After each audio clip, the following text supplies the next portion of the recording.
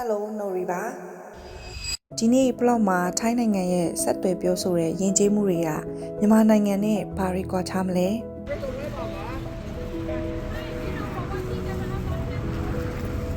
ပထမဆုံးအနေနဲ့ဗမာလူမျိုးရှမ်းလူမျိုးတွေနှုတ်ဆက်တယ်လို့လက်အုပ်ချီပြီးနှုတ်ဆက်တတ်ကြပါတယ်ဒီမှာတော့ way greeting လို့ခေါ်တဲ့ထိုင်းယဉ်ကျေးမှုတစ်ခုပဲဖြစ်ပါတယ်အဲ့ဒါအပြင်သူတို့ရဲ့ယဉ်ကျေးမှုကိုဘယ်သူပဲဖြစ်ဖြစ်လေးစားတတ်ဖို့အမြဲ promote လုပ်တတ်တာဒီဗီဒီယိုကသက်သေပဲဖြစ်ပါတယ်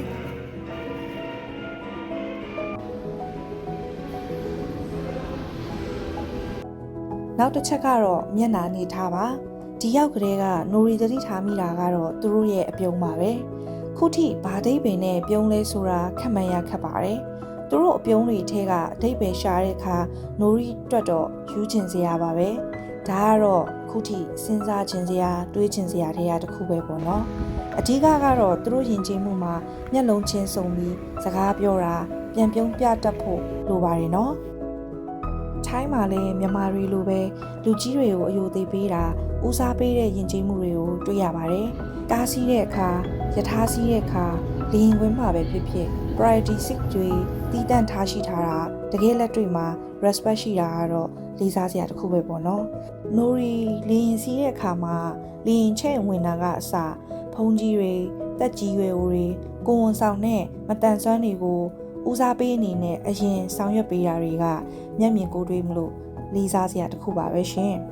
အဲ့ဒါအပြင်နောက်ထပ်ပြောပြချင်တာကတော့အကွာအဝေးတစ်ခုပါပဲ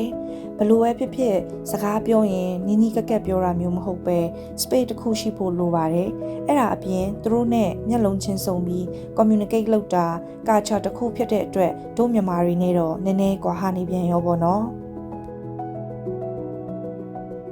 တို့မြန်မာလူမျိုးတွေထိုင်းရောက်တဲ့အခါကြုံတွေ့ရတဲ့ခက်ခဲကတော့ဘာသာစကားပါပဲဒီတော့ဒီအခက်ခဲကို body language နဲ့ဖြေရှင်းကြတာနိုရီအပါဝင်ပါပဲစကားပြောတဲ့အခါကိုယ်လက်အမူအရာတွေသုံးတာပစ္စည်းတွေမှာဈေးနှုန်းကတ်ထားတာကြည့်ပြီးဝယ်တာဈေးလျှော့ခိုင်းတဲ့အချိန်မှာကဏ္ဍပေါင်းဆက်နဲ့သုံးပြပြီးတော့အယောင်းဝယ်လုပ်တာ translate application တွေနဲ့ရှင်းပြတာတွေကထိုင်းလူမျိုးတွေနဲ့ဆက်သွယ်ပြောဆိုဖို့အတွက်အကောင်းဆုံးနည်းလမ်းတွေပါပဲဒီတော့ Nori ပြောရတဲ့အထက်မှာ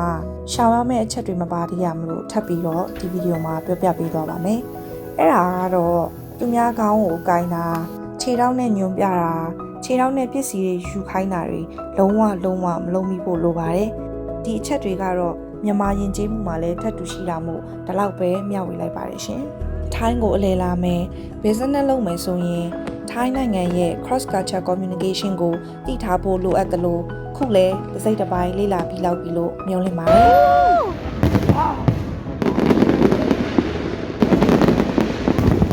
အဆုံးထိကြည့်ရှုပေးတဲ့အတွက်ကျေးဇူးများကြီးတင်ပါတယ်နောက်ဗီဒီယိုတွေမှာဘာအကြောင်းအရာတွေဖြစ်မလဲဆိုတာသိဖို့အတွက် Nori ရဲ့ page ကို like and follow လုပ်ခဲ့ဦးနော် See you bye